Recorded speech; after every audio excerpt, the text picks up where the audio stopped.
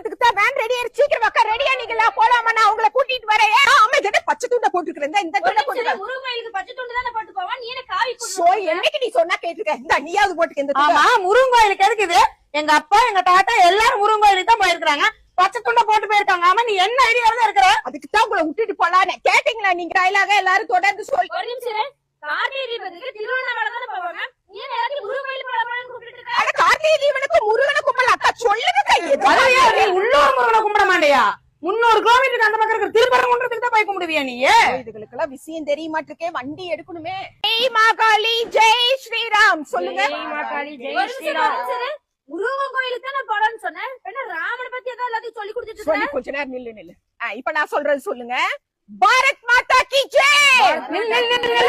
தமிழ் கடவுள் முருகனை போய் என்னென்னமோ சொல்லி கூப்பிட்டு இருக்கிற, ஹிந்தியில போய் அதுவும் பேசிட்டு இருக்கிற. அப்பவும் அவங்க கிட்ட சொன்னேன் இந்த தெருவை விட்டுட்டு போலான்னு. வண்டி எடுங்கப்பா. இதுக கேள்வியா கேக்குதுங்க. பானக்கா இது என்னமோ கோயிலுக்கு கூட்டிட்டு போற மாதிரி குரூப் தெரியலீங்கக்கா. என்னப்பா நாம மாரிங்கோயில் தீர்த்தத்துக்கு போயிட்டு பாத்திமாக்கா வீட்டு வாசப்படியில் நின்னு பாதாம் கீர் குடிச்சிட்டு வருவோம். இது என்னமோ நம்மள எல்லாம் பிரிக்கிற குரூப் மாதிரி தெரியுதுக்கா.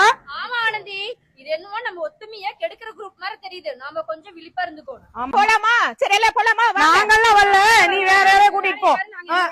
வாங்க போலாம் நாமெல்லாம். எல்லா ஸ்டேட்லயும் முடியுது, இந்த தமிழ்நாட்டுல மட்டும் ஏன் முடியலன்னு அவனுங்க டெல்லிக்கு பிளைட் போட்டு வர சொல்லி தாளிப்பானுங்க.